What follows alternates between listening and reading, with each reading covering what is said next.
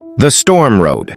The storm had come out of nowhere. Thick rain slashing sideways, wind howling through the hedgerows, and the road ahead vanishing into a sheet of mist.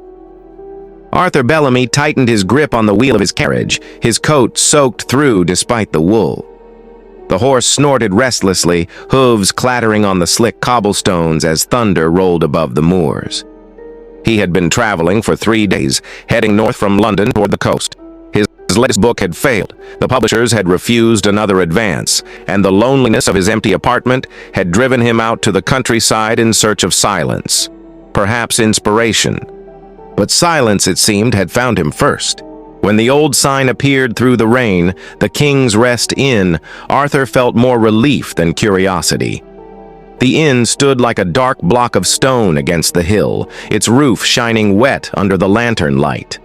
Through the downpour, he could make out old windows warped with age and the faint golden glow of firelight inside.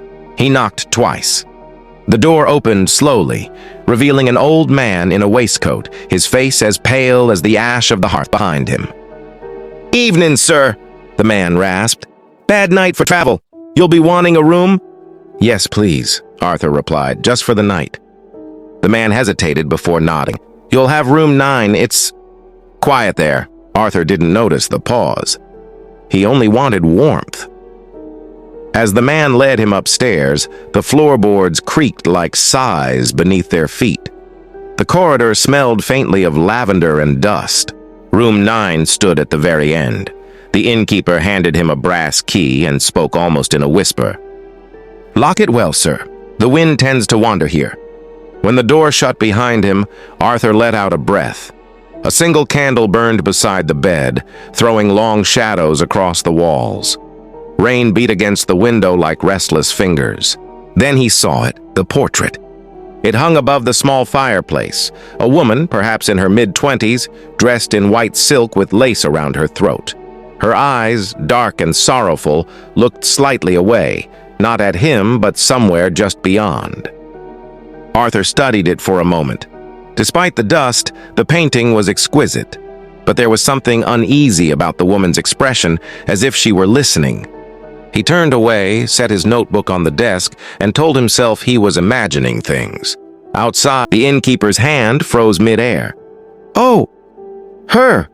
Aye, she's been there long as I remember. Best not to look too close at her, sir." Arthur frowned. "Why not?" The old man looked up with clouded eyes. "Because she looks back." Arthur laughed softly, assuming it was local superstition, but the unease lingered.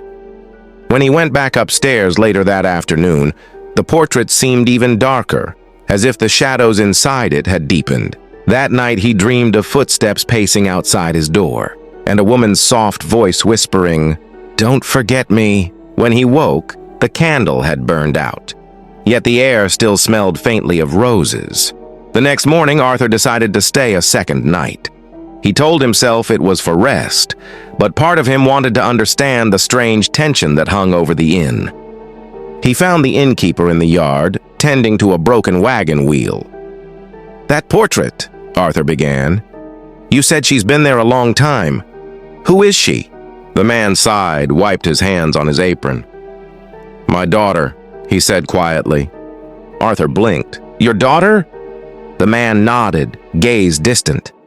"Her name was Eleanor. She died 50 years ago. She was 23. Pretty as a morning, that girl was. A painter came through one summer, a gentleman from London. Promised her love, promised her the world." His voice trembled. "Then one day she vanished. They found her body down by the old well behind the inn. The man left before dawn, never seen again." Arthur felt a chill creep through him. "I'm sorry," he murmured. The innkeeper looked up. "It said her spirit never left. She waits for him, or maybe for anyone foolish enough to take his place." That evening, Arthur sat again before the fire. The portrait seemed almost alive in the flickering glow. The woman's expression soft with sorrow, her gaze pleading. He took out his pen and notebook. The words came easily this time. Stories of love and betrayal, of ghosts who couldn't rest. As he wrote, he thought he saw the faintest movement, the edge of her painted lips twitching into a sad smile. By the third night, the air inside room 9 felt heavier. Every sound seemed amplified. The whisper of curtains, the distant tick of the clock. Arthur had begun hearing soft knocks at his door. When he opened it, no one was there. At midnight, thunder rumbled far away and he heard a soft sob. He turned toward the portrait and froze. The woman's face was no longer sorrowful. She was smiling. Her eyes gleamed with a faint, unnatural light. "Eleanor," he whispered before realizing he'd spoken her name. The candle flickered violently, the window rattled, and then the voice came again, clear as wind. "Stay with me." Arthur stumbled backward. The sound wasn't in his head. It filled the room, echoing from the walls. He tried to open the door. It wouldn't budge. His key turned uselessly in the lock. In the portrait, the woman's hand, once folded neatly in her lap, was now reaching out of the frame. Then darkness swallowed everything. He woke in daylight, or what passed for it. A pale, ghostly morning mist. His head throbbed. The door now stood open, and the portrait hung quietly as before, her hand back in place. Arthur gathered his things and went downstairs, pale but determined. "I'm leaving," he told the innkeeper. The man only nodded, eyes full of pity. "As you wish." Outside, the world felt strange, too still, too quiet. He climbed into his carriage, drove down the narrow lane until the inn vanished behind the hills. But when the fog thinned, there it was again, the King's Rest Inn, standing in the same place. He turned around, took the opposite path. 20 minutes later, the inn appeared again. The third time, panic rose in his chest. No matter which way he went, the road looped back. When he finally returned, the innkeeper was waiting at the door. "I told you, sir," he said softly. "Room 9 doesn't let go that easy." Desperate, Arthur stormed upstairs and tore the portrait from the wall. Behind it, the plaster was cracked, and beneath the crack, old handwriting carved into the wood. He brushed away the dust. The words were faint but clear. "He lied. He buried me where no one would find me. I wait." A sound came from the corner, the low, broken sound of a woman weeping. The temperature dropped, his breath misted. The portrait, lying face down on the floor, began to move, the canvas rippling like water. Arthur turned it over. The woman's eyes were open, real, glistening, human. "Eleanor," he whispered again, trembling. The voice that answered was not angry but hollow and cold. "You look like him."